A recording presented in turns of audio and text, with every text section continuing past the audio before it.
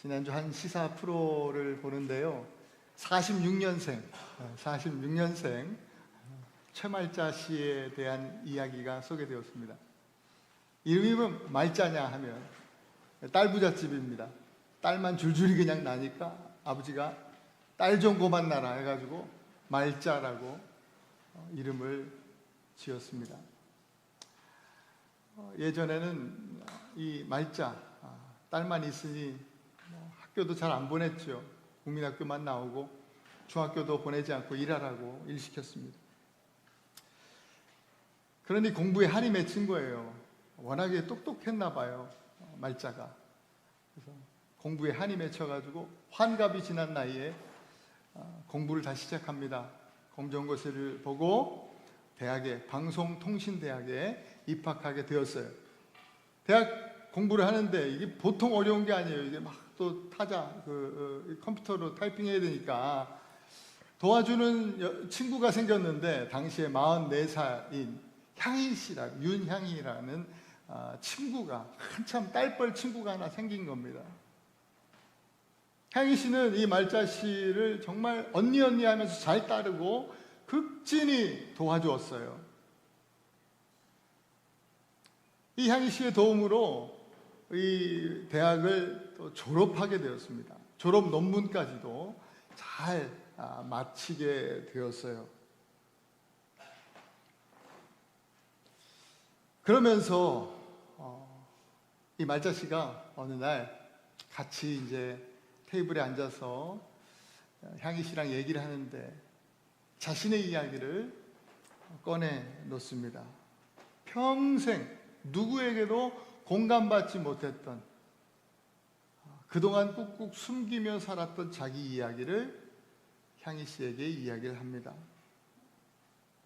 18살 때 어느 날 어떤 한 남자가 자기를 겁탈하려고 넘어뜨렸습니다. 그리고 막 강제로 입을 맞추고 하는데 너무너무나 무섭지 않습니까? 정신이 하나도 없고 두려운 가운데 본능적으로 자기도 모르게 그 남자의 혀를 깨물어 버렸어요. 그리고 그 혀를 물어 뜯었습니다.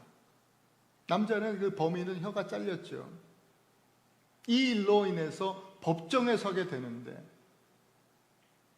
이상하게 돌아가는 이야기가 이 정당방위를 인정받는 그런 줄 알았는데 얘기가 이상하게 흘러갑니다.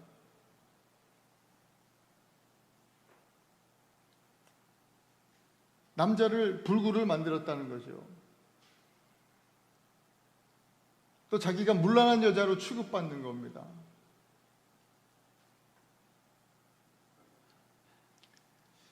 경찰도 또 검찰도 그 재판을 인도해 가는 그 재판장, 판사도 자기 이야기를 듣지 않습니다. 이 말자 씨 이야기를 듣는 사람이 하나도 없습니다. 그 참담한 마음을 공감해 주는 사람이 없습니다. 심지어 가족들도, 동네 모든 사람들도 같은 이야기를 합니다. 더 억장이 터지는 것은 그렇게 니네들이 키스까지 한 사이니까 결혼해서 살아야 되는 거 아니냐, 다 그럽니다. 옆에서 자기를 변호해 주는 변호인까지도 그 법정에서 그런 변호를 했답니다. 재판장님, 제가 책임지고 설득시켜가지고 이 말자 씨, 그 남자랑 결혼해서 살도록 하겠습니다. 이게 변호입니까 뭡니까? 이 실제 있었던 일입니다.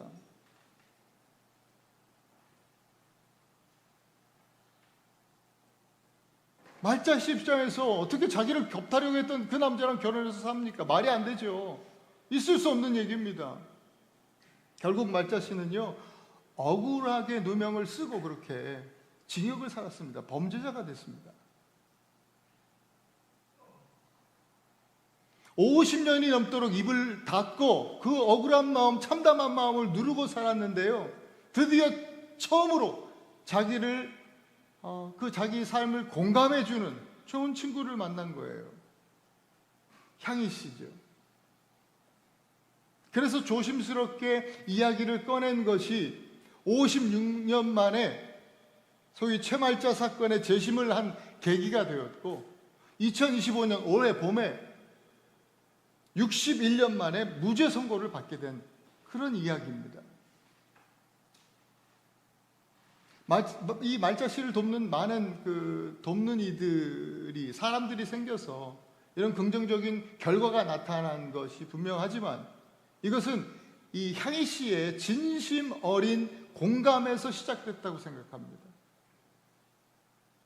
세상 누구도 공감해 주지 않았던 그 말자 씨의 인생이 공감받기를 시작하니까 위로가 되고 또 용기가 되어지고 소망이 생기고 평안이 임하게 되는 것입니다. 여러분, 최근 캠브리지 대학의 연구 결과를 발표했는데요. 의사가 환자에게 더 많은 공감을 할 경우에 당뇨 환자들의 조기 사망률이 40에서 50%나 감소한다는 결과입니다. 단순한 의료적인 의료적인 어떤 치료, 그것보다도 의사의 공감이 그냥 치료에 그치지 않고 의사가 공감하면서 환자를 대할 때 그 환자의 생명을 연장시킨다고 하는 놀라운 발견입니다. 우리의 일상에서 공감이라고 하는 이 힘이 이렇게 크다면 여러분, 우리의 신앙생활에서는 어떨까요?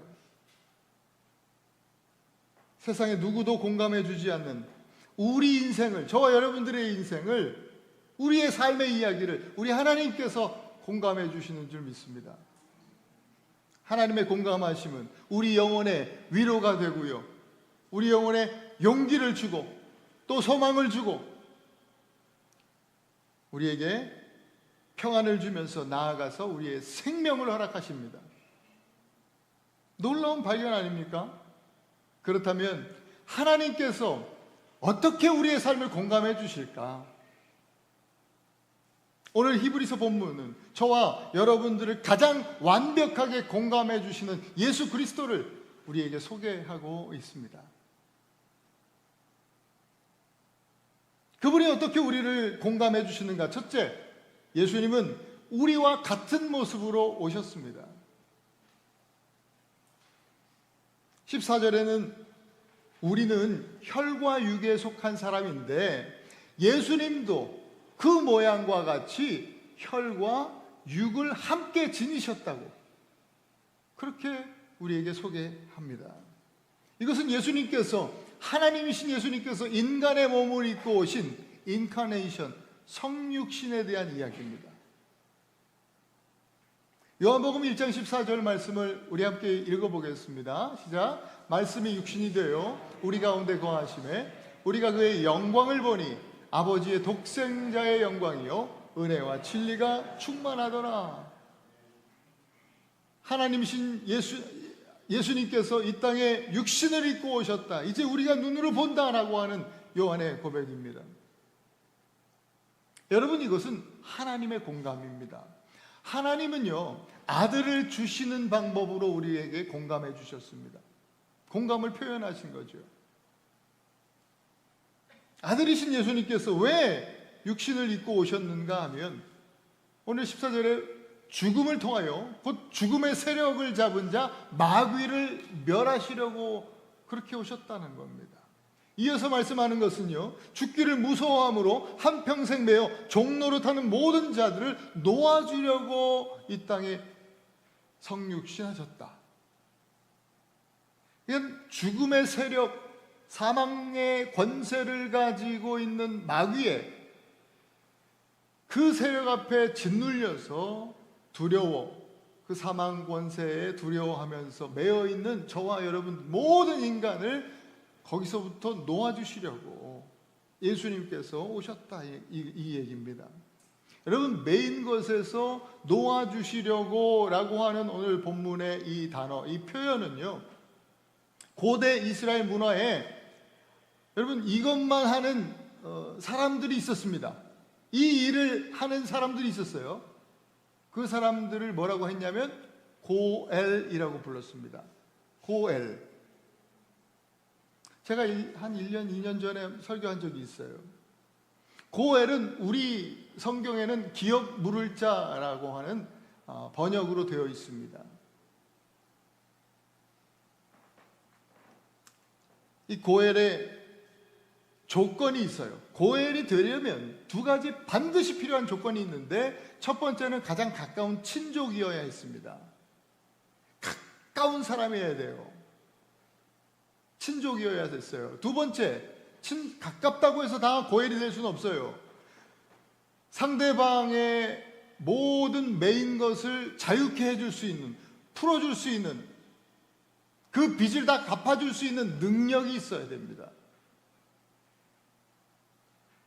그 고엘의 책임은 뭐냐면 핏값, 땅값, 죄값, 이름값, 이거를 다 대신 갚아주는, 대신 지불해주는 그런 책임이에요. 이 놀라운 고엘 제도가 가장 잘 나타나 있는 성경이 바로 룻기입니다. 예, 이건 참 잘 아시네요. 룻기. 엘리멜렉이라고 하는 사람이요, 유대 땅 베들레헴에 살고 있는데 경기가 안 좋아요. 불경기도 이런 불경기가 없어요. 장사를 하는 족족 망해 나가는 거예요. 먹고 살 수가 없어요. 그래서 어떻게 하면 좋을까 하다가 이민을 가야 되겠다. 옆 나라 모압 나라에는 그래도 살만하다더라. 그래서 모압 나라로 와이프랑 아들 둘이 있었는데 데리고 이민을 갑니다. 우리가 다 이민자로서 살지만 참 쉽지 않잖아요. 녹록지 않습니다. 낯선 땅에서 치열하게 이민 생활을 해 나가고 있었어요. 그러던 어느 날, 이게 무슨 운명의 장난인지 허무하게 세상을 떠나고 맙니다. 근데 아들 둘이 있고 또 어느 정도 그래도 정착해 나가고 있는 즈음에 그런 일이 있으니, 그 와이프, 엘리멜렉의 와이프 나오미라는 이 여성은 두 아이의 엄마로서 또 그래도 아이를 그래도 악착같이 키웁니다.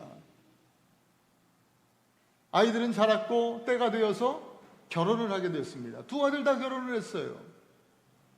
그런데 또 시간이 지나다 보니까 어느 날 이 아들들이, 말론과 기련이라고 하는 아들들, 그 이름이 병들었다, 병약하다, 이런 뜻이에요. 이름 뜻이. 이름의 뜻으로 미루어 보아서 아마도 이 아이들, 이 남자들이, 아들들이 시름시름 앓다가 병들어 죽은 것 같아요. 두 아들이 다 죽었습니다. 어떻게 이런 일이 있습니까? 그리고 나오미는 어떻게 살아갑니까? 무슨 소망이 있어요? 그래서 슬픔 가운데 이거 이민 생활 청산하고 여기는 소망이 없다. 이 뒤도 보지 않고 우리 고향으로 돌아가야 되겠다. 쳐다보기도 싫었을 거예요. 그죠? 모압 땅. 이때 두 며느리 중 결혼했었잖아요. 아들들이. 애들은 없어요. 아직 젊은 이 두 며느리가 있는데, 두 며느리 중 한 사람이 이 시어머니 나오미를 따라가는데, 그 며느리가 룻입니다. 과부 둘이 온 거예요. 과부들이. 죄송한 표현이지만 그지도 이런 상그지가 없어요. 지금은 여성들이 어떤 일이든 할 수 있지만 당시에 과부들은 여러분 잡을 구할 수가 없습니다. 그냥 빌어먹어야 되는 거예요. 이삭 주워 먹는 겁니다. 게다가 룻은요, 그냥 유대 사람하고 결혼했기 때문에, 이스라엘 사람하고 결혼했기 때문에 그냥 시민권 받은 거지, 본래는 어떤 사람이에요? 모압 여자예요. 이방 여자예요. 얼마나 그 이스라엘 땅에서 멸시천대 핍박을 받았을까요? 정말 아무런 소망이 없습니다. 사회적으로 가장 밑바닥에 있고 정서적으로나 영적으로나 정말 캄캄한 어둠뿐인 인생입니다. 그런데 그런 사람, 그런 룻에게 기업 물을 자 고엘이 등장하게 되죠. 그 이름이 보아스입니다. 그가 자처해서 고엘, 가까운 친족의 가장 가까운 친족의 지위를 얻습니다. 그리고 룻의 핏값, 땅값, 죗값, 또 이름값, 그 가문의 모든 그 빚을 청산해 줍니다. 모든 값을 지불합니다. 그래서 이 가문을 통해서 다윗이 탄생하게 되죠. 여기까지도 놀라운 일인데 더 놀라운 사실은 이 집안을 통해서 저와 여러분들의 완전한 고엘이 되시는 예수 그리스도가 이 가문을 통해서 오셨다라는 사실입니다. 죄의 매에서 종노릇하는 우리들을 자유케 해주시려고 예수님께서 우리와 가장 가까운 사람, 가장 가까운 그 사람이 되셔서 우리 같은 모양으로 오셔서 혈연 관계를 맺어주신 거예요. 예수님은요, 우리랑 가장 가까운 사람, 고엘의 첫 번째 조건을 만족하죠. 그리고 능력이 있어야 된다 그랬잖아요. 히브리서가 계속해서 예수님에 대해서 뭐라고 말합니까? 예수님은 하나님의 아들이시다, 만유의 상속자시다, 또 온 우주 만물의 창조주시다. 예수님은 능히 저와 여러분들의 핏값, 죗값, 땅값, 이름값, 그것을 대신 지불할 수 있는 능력이 능히 있으신 분이십니다. 고엘이 될 자격이 충분하다 이겁니다. 보아스를 만난 룻이 모든 멸시와 천대와 또 가난과 불안과 모든 어떤 그 수치에서 자유함을 얻고 참 평안을 누렸던 것처럼 우리도 이 낯선 땅, 이 사망의 땅, 이 세상에서 완벽한 기업물을 짜 고엘이신 예수님을 만나면 모든 매임에서 자유케 되고 모든 삶에서 마주하는 그런 일들 속에서 두려움이 아니라 담대함으로 승리하게 될 줄로 믿습니다. 두 번째 주님의 공감하심은, 예수님은요 모든 일에 우리처럼 사셨다라고 하는 메시지입니다. 17절의 앞부분 보면 그러므로 그가 범사의 형제들과 같이 드심이 마땅하도다. 범사의 모든 일에 우리처럼 똑같이 예수님도 경험하면서 사셨다 이 얘기예요. 여러분, 동정녀 마리아를 통해서 예수님이 이 땅에 태어나셨어요. 예수님의 어린 시절 30세 전의 이야기를 성경은 그렇게 거의 얘기하지 않고 있어요. 그래서 우리 잘 몰라요. 그러나 생각해 보세요. 인간의 몸을 똑같이 입고 오셨대요. 그러니까 아이로 태어났으면 지금 우리 애기들 있잖아요. 애기 방에 애기들 마찬가지셨을 거예요. 배고프면 울고 싸고 엄마의 케어를 받고 그렇게 먹으면 자랐을 겁니다. 자라면서 친구들도 동네 고마 친구들도 사귀었을 겁니다. 또 사춘기 때 질풍노도의 시기, 그죠? 사춘기도 경험하셨을 거예요. 여기 있는 청년들처럼 20대 그 혼란의 시기도 지나셨을 겁니다. 그간의 가정적으로 또 사회적으로 여러 가지 면에서 다양한 일들을 경험하면서 많은 이 경험들을, 삶의 경험들을 하셨을 겁니다. 그리고 우리 성경은 30세 이후에 예수님의 공생애를 집중적으로 다루고 있는데 그 기간 동안 예수님이 경험하신 일들을 우리가 생각해 보십시다. 예수님께서 뭘 경험하셨습니까? 목마름과 배고픔과 또 피곤함과 외로움과 배신과 오해들, 또 조롱과 멸시, 육체적인 고통과 상처들, 정서적으로 심적으로 뿐만 아니라 우리는 경험해보지 못한 죽음까지도 예수님이 경험하셨습니다. 그가 범사의 형제들과 같이 드심이 마땅하도다. 이 말씀은 바로 이 얘기를 의미합니다. 인간이 겪을 수 있는 모든 경험을 예수님께서 하셨다라는 것입니다. 그리고 그렇게 하는 것이 마땅하도다. 히브리서는 이렇게 얘기하는데요. 예수님께서 인간이 되셔야 했을 뿐만 아니라 삶에서 우리처럼 모든 일들을 마주하시면서 경험하시는 일이 꼭 필요했다라고 하는 말입니다. 하나님의 아들이신데 굳이 왜 이런 경험을 하셔야 됐을까? 왜 그래야 했을까요? 완벽하게 저와 여러분들을 공감하시기 위해서입니다. 완전한 공감을 위해서입니다. 이는 하나님의 일에 자비하고 신실한 대제사장이 되어 백성의 죄를 속량하려 하심이라. 여러분, 이것이 예수님의 공감입니다. 하나님의 공감은 아들을 주심으로 표현하셨지만 예수님의 공감하심은 자신을 주심으로 표현하셨습니다. 속량이죠, 속량. 여러분, 한 의료진 연구에 따르면 평균적으로 환자가 이제 의사 앞에 가서 얘기를 하잖아요. 얘기를 시작하면 의사들은 평균입니다. 평균적으로 18초 이내에 끼어든답니다. 18초 이내에 끼어들어요. 그러니까 환자는 18초 이상 들어주는 의사를 좋은 의사다, 용한 의사다, 뭐 그분이 실력이 어쨌든지 간에 내 이야기를 공감해 준다 이거죠. 그리고 자신이 공감받는다는 마음을 갖게 된다는 겁니다. 우리 교회도 의사 선생님들이 몇 분 계실 텐데 좀 오래 들어주시기 바랍니다. 우리 서로의 이야기를 좀 충분히 끼어들지 말고 들어줄 줄 아는 그런 우리가 되었으면 좋겠다, 이런 생각을 합니다. 저도 이게 잘 안 되더라고요. 어렵습니다. 좀 알면 안다고 좀 끼어들고, 우리 자녀들한테 더더욱 그러더라고요. 우리 예수님은 우리 이야기를 끝까지 들어주십니다. 모든 것을, 심지어 죽음까지도 경험하셔서 모든 것을 아시는 주님께서 우리의 마음을 공감하시면서 들으시는 겁니다.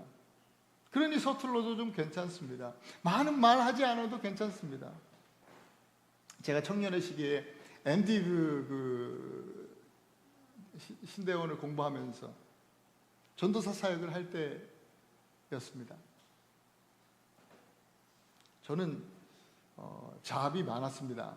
여러 가지 일을 저도 경험했는데, 그때 공부도 하면서 학생 기도도 했지만 주말엔 전도사였고요. 주중에 낮에는 신발 가게에서 일했습니다. 그리고 학교 갔다 공부해서 밤에는 중국계 은행이었는데 은행을 청소하는 일을 했습니다. 그렇게 치열하게 사는데 늘 궁핍하고 만족이 없고 기쁨이 없어요. 힘이 들어요. 내 삶의 이야기를 꺼내놓고 말할 사람도 없고 공감해 주는 사람이 없다는 생각이 들었습니다. 그날도 청소를 하고 들어온 시간이 새벽 한 4시? 자기 전에 습관처럼 엎드려서 잠시 기도를 합니다. 하나님, 저 아슬아슬합니다. 제가 걷는 길이 마치 그냥 모서리에 있는 것 같아요. 금방 떨어질 것 같습니다. 너무 힘듭니다. 내일 가스비도 없는데 이래가지고 어떻게 삽니까? 하나님 계시죠? 듣고 계시죠? 그냥 막 얘기를 한 것도 아니고 그냥 엎드려서 그런 기도를 속으로 잠잠히 했던 것 같아요. 한숨을 쉬며 한탄을 했죠. 그리고 매일 그 당시 시간표를 따라서 읽는 성경을 이제 그래도 읽고 자야지 폈습니다. 그때 이런 말씀이 나와요. 내가 땅 끝에서부터 너를 붙들며 땅 모퉁이에서부터 너를 부르고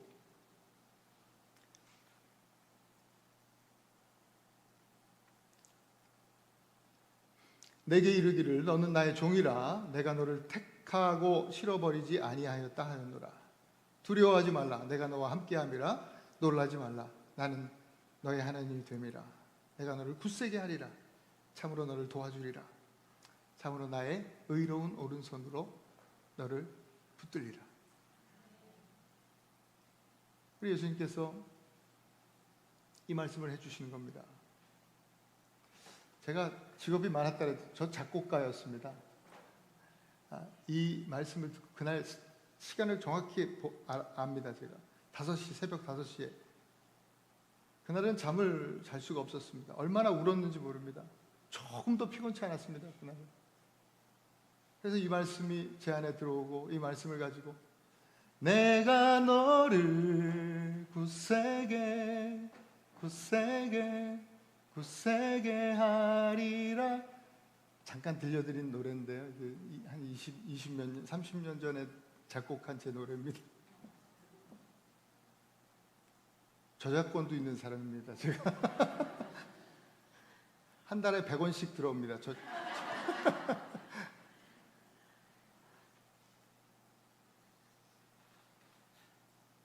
나를 공감해 주시는 예수님 때문에 그날 밤에 위로가 됐고 힘이 되었고 그 모든 삶의 피로가 싹 사라져 버렸습니다. 나보다 나를 더 잘한다고 말씀해 주시면서 네가 걷는 그 길이 네가 모서리를 걷는다 그랬는데 괜찮다. 네가 걷는 길이 모서리라도 내가 붙들고 있으니까 안전하다 라고 하셨습니다. 오늘 우리 주님께서 저와 여러분들의 삶의 이야기를 그렇게 들어주실 줄 믿습니다. 모든 것 아시고 끝까지 들어주시는 우리 예수님께 여러분 날마다 주님께 더 가까이 나아가실 수 있기를 축원합니다. 마지막으로 세 번째, 예수님은 시험받는 우리를 도와주십니다.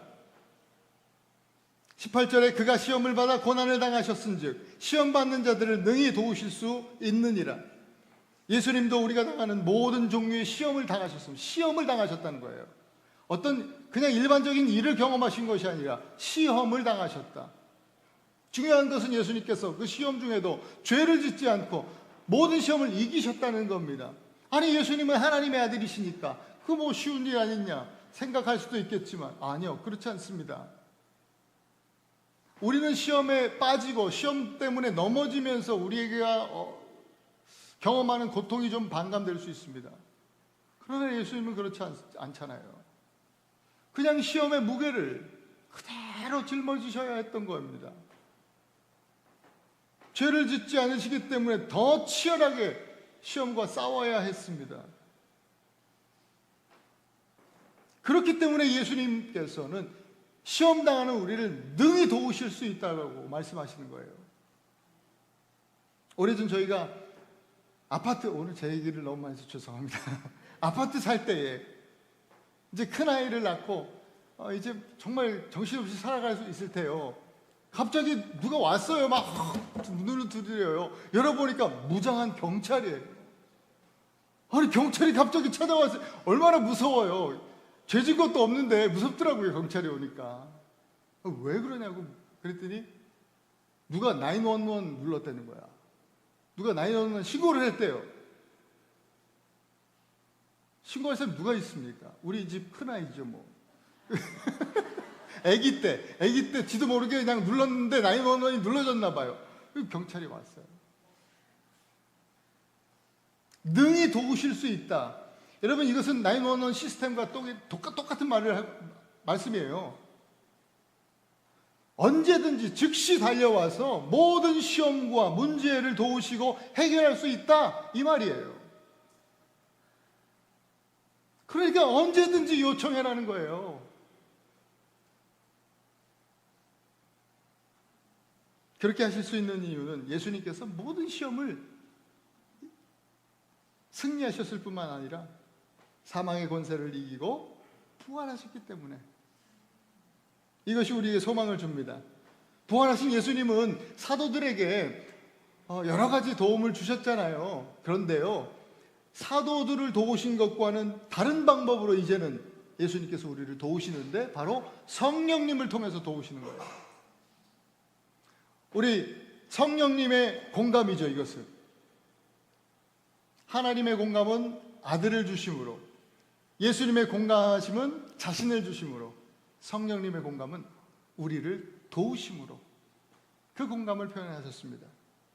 로마서 8장 26절 함께 읽겠습니다. 시작. 이와 같이 성령도 우리의 연약함을 도우시나니 우리는 마땅히 기도할 바를 알지 못하나 오직 성령이 말할 수 없는 탄식으로 우리를 위하여 친히 간구하시느니라.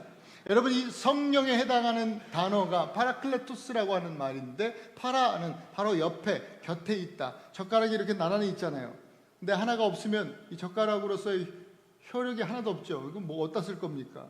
함께 있을 때 그 능력이 나타나는 거예요. 그죠? 성령께서 우리와 함께 나란히 우리 곁에 계신단 말입니다. 우리가 우리의 삶의 사명을 감당할 수 있도록 나 혼자 젓가락 하나 아무것도 못합니다. 그러나 주님이 함께 있을 때 그 능력이 나타나는 줄 믿습니다. 파라클레토스, 옆으로 부름받은 자라는 뜻인데요, 고대 이스라엘에서는 곁에 서서 나를 변호해 주는 변호사를 파라클레토스라고 했습니다. 또한 파라클레토스는 어려운 상황이나 위기에 처한 사람을 옆에서 적극적으로 지지해 주고 도와주는 헬퍼입니다. 또한 어려운 일을 당했을 때 그 슬픔과 고통과 외로움을 위로해 주는 위로자를 파라클레토스라고 불렀습니다. 우리 성령님은 우리의 모든 일에 대한 조력자, 헬퍼이고 또 우리를 위로하시는 위로자가 되십니다. 여러분, 저와 여러분 곁에 이렇게 든든한 분이 계십니다. 주님은 우리를 이렇게 공감해 주실 뿐만 아니라 실제적으로 모든 일을 도와주시는 하나님이십니다. 사랑하는 우리 예나바 한인교회 성도 여러분, 하나님은 오늘 여러분들에게 말씀드린 대로 이와 같이 우리를 공감해 주십니다.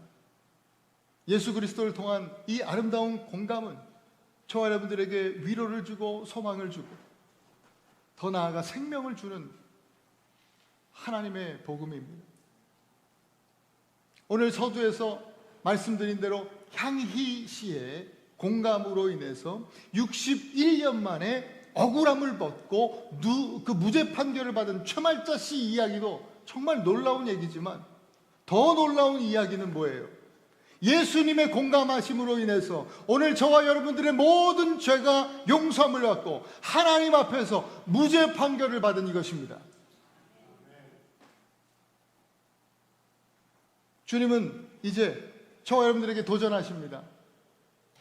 그 어느 때보다도 복잡하고 빠르게 변화하면서 서로 이해하고 또 공감하는 일이 희박해지는 이 세상 가운데 우리의 삶에 대해서 전적으로 완전하게 공감하시는 예수 그리스도를 전할 것과 또 우리도 주님처럼 서로 공감해라 라고 하는 도전입니다. 우리들이 서로 예수님의 공감을 실천하는 것이죠. 그리고 서로를 위해서 예수님처럼 완전한 고엘은 아니지만 우리의 삶의 자리에서, 가정에서, 또 여러분 학교에서, 직장에서, 우리의 또 친구들과의 그 인간관계 속에서 서로의 고엘이 되겠다고 자처할 때 우리 교회는 더 깊은 사랑과 연합의 공동체, 진정한 치유와 회복의 공동체가 될 줄로 믿습니다. 58주년이 되는 이 교회가 그런 교회 되어야 되지 않겠습니까? 저와 여러분 이렇게 모두 공감을 실천하면서 오늘도 하나님께 조금 더 가까이 나아가는 우리가 되기를 주님의 이름으로 축원합니다. 이 시간 잠시 기도하십시다. 우리 말씀을 붙들고 하나님, 공감이 사라져가는, 서로에 대한 이해가 사라져가는 이 세상 속에 우리를 완전하게 공감해 주시는 예수 그리스도 주님을 전할 수 있게 하여 주옵소서. 또한 우리의 삶에서 우리도 나를 공감해 주신 예수님처럼 나의 고엘이 되어 주셔서 나의 모든 채무를, 영적 채무를 다 탕감해 주신 우리 예수님처럼 우리도 서로 관계 속에서 고엘이 되기를 자처하고 주님처럼 공감을 실천하며 사는 우리들 되게 하여 주시옵소서. 그런 교회가 되게 하여 주옵소서. 같이 하나님 앞에 말씀 붙들고 잠시 기도하십시다. 기도합니다. 좋으신 하나님,